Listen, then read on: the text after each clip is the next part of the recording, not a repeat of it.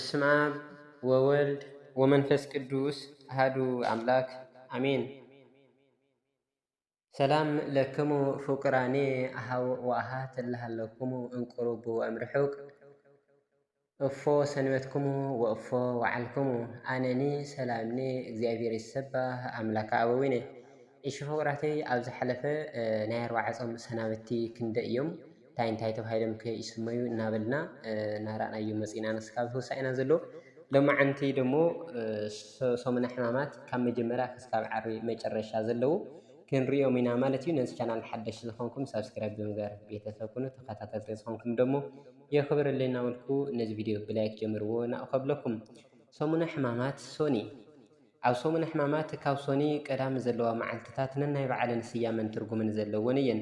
ሶኒ ማለት ሰነ ክልተ ገበረ ማለት ኮይና ካልአይቲ መዓልቲ እያ። ትርጉማ ድማ ቀዳማይ ጎይታ ንብለስ ሰረገመላ መዓልቲ እያ። ክርስቶስ ድሕሪ በዓል ሆሳዕና ንጽባሒት ንግሆ ሶኒ ዳግም ናብ ኢየሩሳሌም ክምለስ ከሎ ጠመየ እሞ ኣብቲ ጥቃ መንገዲ ሓንቲ ኦም በለስ ረአየ። ቆፅሊ እምበር ፍረ ስለ ዘይረኸበላ ድማ ንሓዋሩ ካባኺ ፍረ ኣይረኸብ ኢሉ ረገማ። እታ በለስ ከዓ ነቐፀት። ማቴዎስ ወንጌል ምዕራፍ 21 ካብ ቁፅሪ 18 ክሳብ ቁፅሪ 21። ማቴዎስ ብወንጌሉ ብዛዕባ ምንቃፅ ናይታ በለስ ክዛረብ ከሎ እታ መዓልቲ ሶኒ ከም ዝነበረት እንትነግረና፣ ማርቆስ ግና ሶሉስ ከም ዝኾነ ይገልጽ። እዚ ከመይ እዩ እንተበልና ማቴዎስ እታ በለስ ሶኒ ተረጊማ ምንቃፅ ስለ ዝጀመረት ሶኒ እንትብል ማቴዎስ ወንጌል ምዕራፍ 21 ቁፅሪ 19 ጸሓፈ። ማርቆስ ድማ ጎይታ ምስ ደቀ መዛሙርቱ ሶሉስ ንግሆ በቲ መንገዲ ክምለሱ ከለዉ ካብ ስራ ነቒፃ ስለ ዝረአይዋ ሶሉስ ከም ዝነቐፀት ገይሩ ጸሓፈ። ምክንያቱ ዑደት ሆሳዕና ሰንበት እሁድ ስለ ዝነበረ እዩ። ዮሐንስ ወንጌል ምዕራፍ 12 ቁፅሪ 1 ክሳብ ቁፅሪ 3። ማርቆስ ወንጌላዊ እታ በለስ ንምንታይ ነቒፃን ብዘይ ፍረ ከም ዝተረኽበትን እንትነግረና እስመ የኮነ ጊዜሁ ለበለስ በለስ ዝፈርየሉ ጊዜ ስለ ዘይነበረ ብምባል ይገልጸልና። ማርቆስ ወንጌል ምዕራፍ 11 ቁፅሪ 13። ዮሐንስ አፈወርቅ ድማ እስመ መዋዕለ ክረምቲ ውእቱ ጊዜሁ ክረምቲ ስለ ዝነበረ እዩ ይብል። መጽሓፈ ገብረ ሕማማት እታ በለስ ፍረ እተፍርየሉ ጊዜ ተዘይኮይኑ ደኣ ንምንታይ ጎይታ ፍረ ደልዩ ናብኣ ከደ ኣቀዲሙ ስለ ዘይፈልጥ ድዩ ወይስ ምክንያት ነይርዎ እንተልና ሊቃውንቲ 3 ምክንያት የቕርቡ። ቀዳማይ ስጋ ምዋሃዱ ንምግላጽ ኢየሱስ ኩሉ ዝፈልጥ ኣምላኽ ጥራይ እንተይኮነስ ሕውኡ ዘይፈልጥ ናይ ስጋ ባህሪ ከም ዝተዋሃደ ከምህር ኢሉ እምበር ንሱ ኣቀዲሙ ንነገራት ዘይፈልጥ ኮይኑ ኣይነበረን። ቅዱስ ቄርሎስ ሃይማኖተ ኣበው ምዕራፍ 75 ቁፅሪ 3 79 32። በለስ ናይ እስራኤል ምሳሌ እያ። ኣብ መጽሓፍ ቅዱስ ኦም በለስ ናይ ቤተ እስራኤል ምሳሌ ምዃኑ ይዝከር። ትንቢተ ኢሳይያስ ምዕራፍ 5 ቁፅሪ 1 ክሳብ ቁፅሪ 7። ሉቃስ ወንጌል ምዕራፍ 13 ካብ ቁፅሪ 6 ክሳብ ቁፅሪ 9። ስለዚ ድማ እታ ደሪቃ ዝተረከበት በለስ ናይ እስራኤላውያን ምሳሌ እንትትኸውን በዚ ድማ ጎይታ ክርስቶስ ካብታ በለስ ፍረ ክረኽበላ ከም ዝኸደ ካብ ኣይሁድ እውን ናይ እምነትን ግብርን ፍረ ደልዩ ከም ዝኸደን ካብ ናይ እምነትን ምግባርን ፍረ ደሪቆም ከም ዝተረኸቡን ዘረድእ መልእኽቲ እዩ። በለስ ናይ ሓጢአት ምሳሌ እያ። ጎይታ ብስጋ ማርያም ናብዛ ዓለም ቅድሚ ምምፅኡ ሓጢአት ኣብዛ ዓለም ሰልጢና ራእያ ፍረ በለስ ክትበልዖ ንግዚኡ ጥዑም ኮይኑ ድሓር ግና መሪር ከም ዝኾነ ኩሉ ሓጢአት እውን ንግዚኡ ክትፍጽሞ ደስ ዘብል ኣብ መወዳእታ ግን ዘጣዕስን ዋግኡ እውን መረረ ገሃንም እዩ። ጎይታ ስጋና ተዋሂዱ ናብ ምድሪ ምስ መፀ ግን ኣብ ልዕልና ሰልጢኖም ዝነበሩ ሓይልታት ሓጢአት ኣጋንንትን ስዒሩ ዝተገፈፈ ጸጋና እውን መሊሱልና እዩ። በዛ አንጻር ጎይታ ካብታ በለስ ፍረ ደልዩ ከም ዘይረኸበላን ደጊም ንዘለኣለም ፍረ ኣይረኸብኪ ከም ዝብላን ከምኡን ሓጢአት እውን ንዘለኣለም ኣብ ባህሪ ስልጣን ንኸይህልዋ ገይሩ ከም ዝረገማ ንምርዳእ ናፍታ በለስ ከደ። ነዚ እዩ ቅዱስ ዮሐንስ አፈወርቅ ህየንተ በለስ ረገማ ለሓጢአት ብመንጽርኦም በለስ ንሓጢአት ረገማ ኢሉ ዝተርገሙ። ካልኣይ ድማ ቤተ መቅደስ ዘንጻሕላ መዓልቲ እያ። ክርስቶስ ድሕሪ ሆሳዕና ናፍቲ ቤተ መቅደስ እንትኣቱ ኣብ ክንዲ መስዋዕትን ጸሎትን ቤት ሸቐጥን መሽረፍትን ኮይኑ ስለ ዝጸንሖ ነቶም ዝሸጡን ዝሻየጡን ዝነበሩ ኩሎም ሰጎጎም ጠረጴዛታት መሽረፍትን መናብር ሸየጥቲ ርግቢ እውን ገልበጠ። ቤተይ ቤት ጸሎት ክበሃል እዩ ዝብል ጽሑፍ ኣሎ። ንስኻትኩም ግና በዓልቲ ጓሓሎት ገበርኩምዎ ብማል ድማ ገሰጾም። ማቴዎስ ወንጌል ምዕራፍ 21 ቁፅሪ 12 ክሳብ ቁፅሪ 17። ማርቆስ ወንጌል ምዕራፍ 11 ካብ ቁፅሪ 18 ካብ ቁፅሪ 15 እስካብ 19። ሉቃስ ወንጌል ምዕራፍ 19 ካብ 45 እስካብ 48። ዮሐንስ ወንጌል ምዕራፍ 2 ካብ 13 ቁፅሪ እስካብ 22። حزقنا ناي كرسوس بيت مقدس نحنا إنا مو نبيت مقدس سبنتنا كاب صلوة المسجنا وصعي زرعونتن كفاءتن حسابات سجع على من نخنا سري إن مكر الله معالتي إياه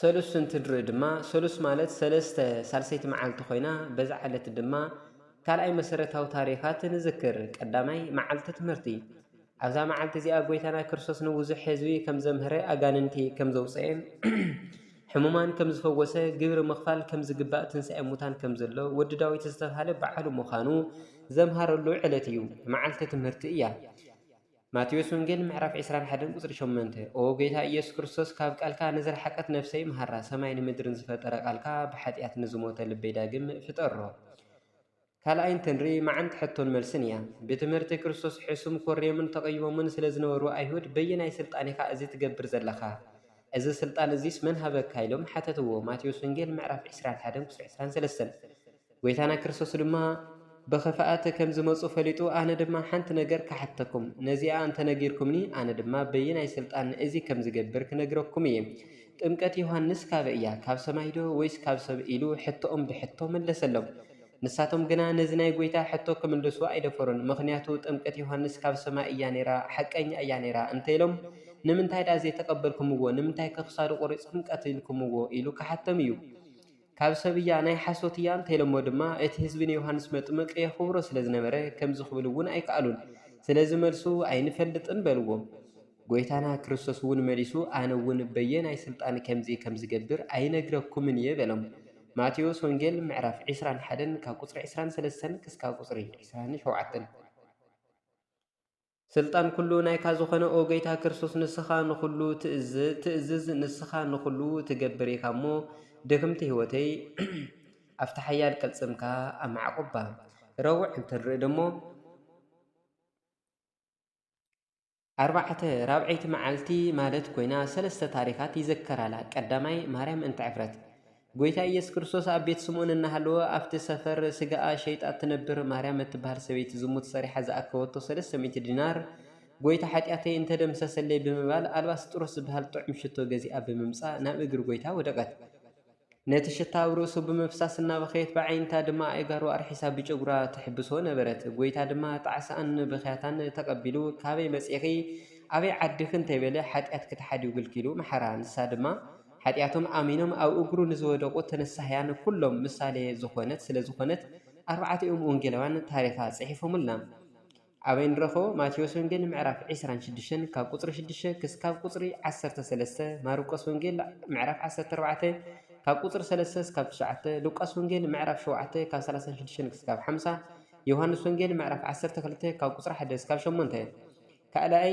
مكر ايهود بزا معلت زي افريساوان صدق اونن صحفتن شماغلتات ايهودن افتي سينهاندرين زبهال ناي ايهود مكريت بمكاب نزي سب انت زي سقيلنان انت زي قتيلنان مغبي نبلع بمبال كم زمخرون قال كم استاتاتون نذكرلا معلتيا بزو مخنيات دما نحنا ارثوذكساوان نزا نغويتا نمسقال زمخرلا روع معلتي صوم دحنت بمبال زوتر انصوما صوم كنت ايهود كمي غيرنا مو كنحزو انابلونا هلو ايو كاب 12 حواريات حدا اسقرتاو يهودا نافت مخر بيت تحبيو زمصايم ثالثاي كحدت يهودا ناب ايهوداوያን بمخاد انا ناخاتكم احلف كهبس انتي تهوني بلوم نساتهم دما 30 بري مزنلو نسو دما نغويتا احلفو نخفو مچو غزي يدل نبرن ماتيوس وانجيل معرف 26 قصري 14 ماركوس وانجيل معرف 14 قصر 10 لوقاس وانجيل معرف 22 قصر 3 يهودا دما زمننا كله ابيت كريستيان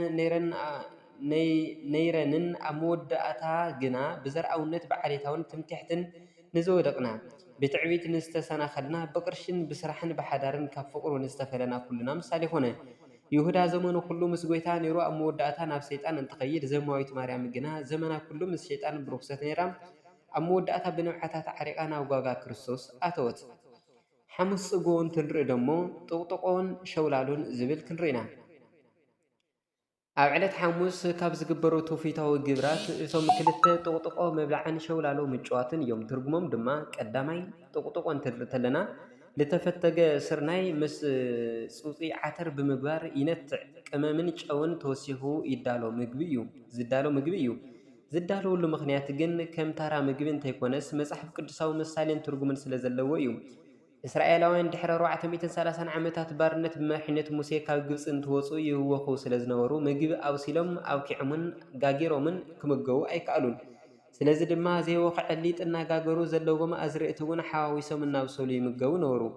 ዘፀአት ምዕራፍ 12 ቁፅሪ 34 እዛ ካብ ግብፂ ዝወፁላ መዓልቲ ድማ ፋሲካ ትበሃል። ፋሲካ ብዕብራይስጢ ፓሳ ማለት ምሕላፍ ምውፃእ ምሽጋር ማለት እንትኸውን ካብ ግብፂ ምውፅኦም ካብ ሞት ምሕላፎምን ዘረድእ እዩ። ስለዚ እዛ ሓሙስ መዓልቲ ፋሲካ ኣይሁድ ምንባር ብምዝካር ድሕሪ ስግደት ጥቕጥቆ ይብላዕ። እዚ ድማ ኣይሁዳውያን በዛ ዓለት ብመሪሕነት ሙሴ ካብ ግብፂ ባርነት ከም ዝወፁ ንሕና እውን ብደም ክርስቶስ ካብ ሲኦል ከም ንወፅእ ዘረድእ ምሳሌ እዩ። በዚ መዓልቲ ብዙሕ ጥቕጥቆ ስለ ዝዳሉ ኣብ መሬት ወዲቑ እውን ኣዕዋፍ ስለ ዝኸውን ኣዋልድ ሓሙስ ፅጎ ዒፍ እኳ ትፀግቦ እናበላ ሸውላሎ ይፃወታ። ኣብቲ ጥቕጥቆ ብዙሕ ጨው ምግባር እውን ትርጉም ዘለዎ እንትኸውን ማይ ንኽፀምአና ብምግባር ክርስቶስ ኣብ ግዜ ስቃዩ ማይ ከም ዝፀምኦን ፀማኢኩ ፀሚኡኒ እንትብሎም እውን መፂፅ መስተ ካብ ከርቤን ናይ ሓርማዝ ሓሞትን ዝተቀመመ ከም ዝሃብዎ ንምዝካር እዩ። ሎሚ ክርስቶስ ካባና ፍቅርን ሓልዮትን ፀሚኡ ኣሎ። ፀሚኡኒ ዝብል ማይ ንክሰቲ ዘይኮነስ ብዝሙትን ብሕሾትን ብጓይላን ስኽራንን ብፅልእን ፖለቲካን ንዝጠፍአት ነብስና ናፊቁ ፀሚእዎ ኣሎ። ሸውላሎ እዚ ትውፊት ኣብ ትግራይ ብፍላይ ድማ ኣብ ሓሙስ ፅጎ ድሕሪ ስግደት ዝግበር ፀወታ ኣዋልድ እንትኸውን ኣይሁድ ንክርስቶስ ብገመድ ኣሲሮም ካብ ድሕሪት ናብ ቅድሚት ካብ ቅድሚት ናብ ድሕሪት ካብ ጎኒ ናብ ጎኒ ሸው እናበሉን እናደፍኡን የውድቕውን የንገላትዕውን ከም ዝነበሩ ዘረድእ ትውፊታዊ ተግባር ምዃኑ ሊቃውንቲ ይገልጹ።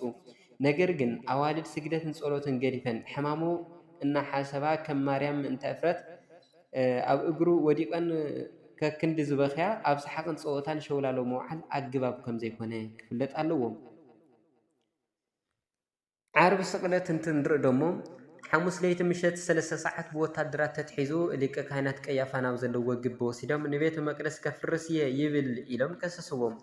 ቀያፋ ድማ ንስኻ ወዲ እግዚኣብሔር ድኻ እንትብሎ እወ ስለ ዝበሎ ማርቆስ ወንጌል ምዕራፍ 14 ቁፅሪ 62 ሞት ፈረዱሉ። ሰማያዊ ሊቀ ካህናት ብምድራዊ ሊቀ ካህን ተፈረዶ። ሙሉእ ለይቲ ድማ ርኩስ ምራቆም እንትፍናውሉ ገፁ ቆሲሉ ደም ክስካብ ዝተፍእ እናፀፍዑ ቀለድዎ። ብኣፍንጩን ኣፉን ደም ክስካብ ዝፈስስ ኣፍንጩ ደጋጊሞም ወቅዕዎ።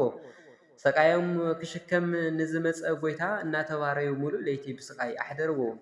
ዓርቢ ንግሆ ዘይወግሕ የለን እሞ እንተወግሕ ንክቐትልዎ ስለ ዝተመኸሩ ናብቲ ሮማዊ በዓል ስልጣን ናብ ግቢ ጲላጦስ ወሲዶም ከሰስዎም።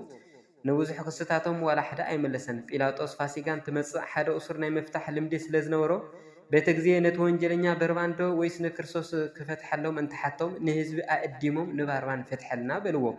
ንክርስቶስ ግን ይሰቀል ይሰቀል በሉ። ጲላጦስ ድማ ካብ ደሞ ንጹህ እየ ብምባል ንክገርፍዎ ኣሕሊፉ ሃቦም። ንኩሉ ዝፈርድ ኣምላኽ ብፍጡራኑ ሞት ተፈረደሉ።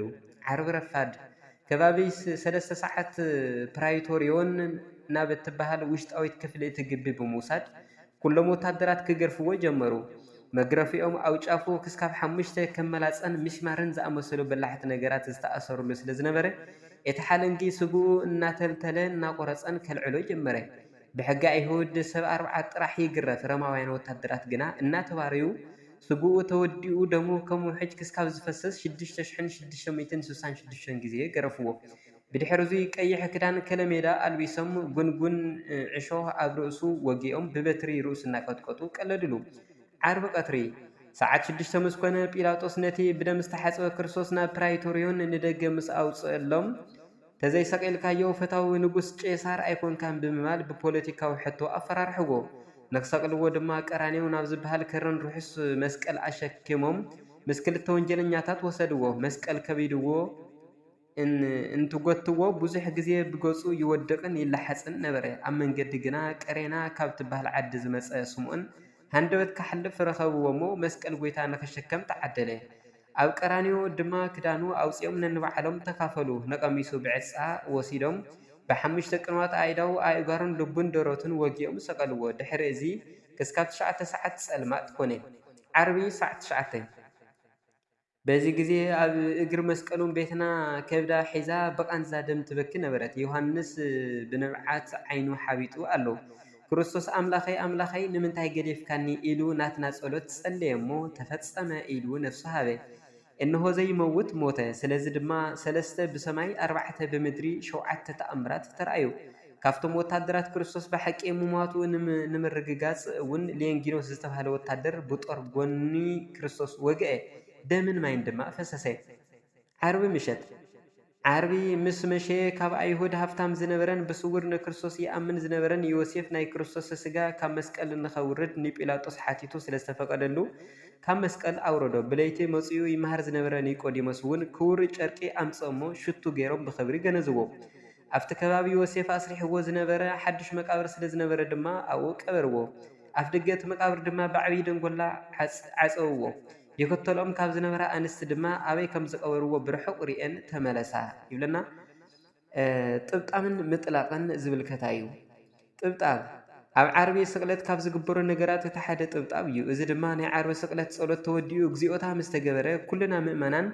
ناو كهيناتنا قرمنا أحمامات جزية كاوسوني كسكاب عرب زجبرنا يحتيات نتنا كريستوس توكالي كهن ننازز نناجر كهينات دما بسنتي بمتبطاب بمجراف السجدة نخن سجدي نجرنا أزيد تبطاب دما نايش دششين دشتميتن سان شدشتن ناي كريستوس مجرفت مثاليو قال أي أخفلت ويدما مطلق النولون تهون إن بيتنا مريم مسيو هالنسني عيقون كوينا بحسم حزن نقويتا تسيو انتي رأنا أين ودعن بمبالهم زمز أن تخون حموس مشت زبلعنا عربي صمنا وعلنا حديرنا كلامون وعلنا ليتة تنسعي ومستأوجة إن متجول سرعتيو نبيت كريستيان ناي سرعت مصحف زغونه فتها منفساو دما مطلق زي كألنا عربي تدرينا كلام سعرنا بمصام ليت كريستوس تنسى أموتان تبهايلو مستأوجة بممجاب مسدنجل أدينا هوريات بركة حدا يخون قدام مبلعجن فتصم أي فكرة ناي أفولت سجان بركتن كيملتكم عور سلازل حنا لمسام سلاز فوسة كند مسجنا مكرا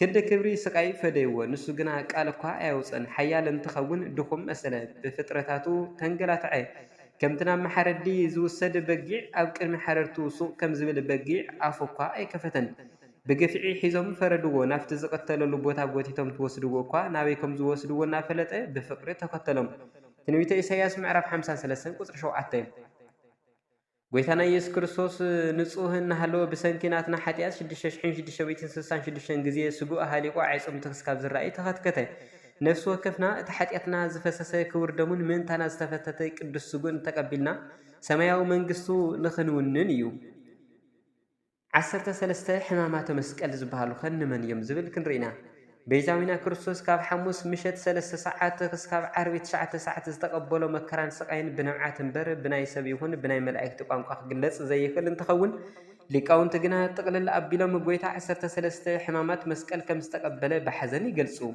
ቀዳማይ ተአስሮ ድህሪት ንድሕሪት ምእሳሩ ከም ገበነኛን ወንጀለኛን ክልተ ማሕጎፍኡ ንድሕሪት ክስካብ ዝጣበቕ ቆርበቱውን ብሸመል كسكاو زتلتل أسرو كالاي تسحو بحب بجمد مقتاتو مؤسارم تراين تيكونس بقدميتن بدحريتن كوينم ان لاغصو انت سحبو ايداو كما اغرو كبتخ كسكاب زبلا يساقيو نورو سالساي وديق وستمد نامدري موداو نابوتتو انت سحبو انت دفون دما بقدميت غصو ان ودقه كاو غصن افنچون دميو حز سغو يفحاو قاعنتو دما قاصيرم بانتنا تساقيه راوحي تكايدو بእግራ አይሁድ مرغاصو ኣብ ልዕሊ መውዳኡ ድማ ናበይ ኣምሊጡና ወሉ ቶም ሰራዊት ምስ ኣፍራሶም ብሕቁን ብደረቱን ናረገጽና ተረገጸ ደም ክስካብ ዝጎስዕ መከራ ኣብዝሕዱ ሓምሻይ ተገፍዖም ኣይክላ ዓምድ ምስ ዓምዲ ምግጫው ኣብ ማእኸል ክልተ ጉንዲ ብገመድ ኣሲሮም ንቅድሚት እንትስሕብዎ ብገጹ ንድሕሪት እንትስሕብዎ ድማ ብርእሱ ምስ ዓምዲ ክስካብ ዝደኽሞም የላተምዎን ግንባሮን ሩሱን ቆሲሉን ተሰንጢቁን ነበረ ሻድሻይ ተጸፍዖ መልታሒት ብጽፊዒት መውቅዑ በዚ ከይኣኸሎም ወንጀለኛ እዩ እናበሉ ድማ ካብ ገጹ ደም ቲፍቲፍ ክስካብ ዝብል ይጸፍዕዎ ነበሩ ሸውዓይ ተቀስፎ ዘባኑ ባሕለንጊ ምግራፉ ብሕጊ ኣይሁድ ወንጀለኛ 40 ግርፋት ዝግረፍ እንተኾነ እኳ ንሳቶም ግን ንጎይታ ስጉ ተወዲኡ ዓይጾም ተኸስካብ ዝረኣይ 6666 ግዜ ገረፍዎ ሻምናይ ተቆርዐተ ርእስ ርእሱ ብዘንጊ ምኽትካቱ عينتو ناشفنو كاب رؤسو دم كسكاب زيچقي بزنجي رؤسو ناختكتو من كم زوقعكا نجر نايبلو يباچولو نيرو تاشعي اكليل سوك اكليل عشوق مدفو نملائكه اكليل برهان زعدل غويتا ابلعلي اتي زقوسل رؤس دما كند مسمار زنوح ናይ በረኻ ዕሾኽ ከም ኣክሊል ጎንጉኖም ናብ ርእሱ እናፀቐጡ መግለፂ ዘይብሉ ግፍዒ ፈጸሙ። 10 ፀዊረ መስቀል ምሽካሙ ሸኽምና ክወስድ ንዝመፀ ጎይታ እንግድዕኡ ክስካብ ዝተልተለ ካብ ርሑስ ዕንጨይቲ ከቢድ መስቀል ተሸኪሙ እናወደቐ እናተለዓለ ናብ ጎቦ ቀራንዮ ብስቃይ ደየበ። 11 ተቀንዎ በቅንዋት ብምስማር ምስ ችንካሩ ምስ ተሸኪምዎ ዝመፀ መስቀል ድማ ብዓበይቲ ሚስማራት ሸንከርዎ። እተን ችንካራት ድማ ሳዶር፣ አላዶር፣ ዳናት፣ አሪራ፣ ሮዳስ ይበሃላ። 12 ተሰቅሎ ብዕፅ ኣብ መስቀል ምስ ቃልዎ ምስ ቸንከርዎ ድማ ኣብ ልዕሊ መስቀል ኣሲሮም ሰቀልዎ። 13 ሰሪባ ሓሞት ሙስታዩ ኣብ መወዳእታ ድማ ኣብ ልዕሊ መስቀል እንተሎ ካብ መሪር ከርቤ ዕጣንን ካብ ሓሞት ሓርማዝ ዝተዳለወ መሪር መስተ ኣስተይዎ። ንሱ ግና እንተይወሓጠ እንትፉ ኢሉ መከርኡ ፈፂሙ ተፈፀመ በለ ይብለና። ስለ ቃሉ ባዕል ቤት ዝኾነ ልኡለ ባህሪ እግዚኣብሔር ኣምላኽና ክብርን ምስጋናን ይብፃሕዮ። ብሰላም ናብ ብርሃነ ትንሣኤኡ የብፅሕና። ወስብሐት ለእግዚአብሔር ልወልድ ወለወላዲቱ ድንግል ወለመስቀሉ ክቡር አሜን።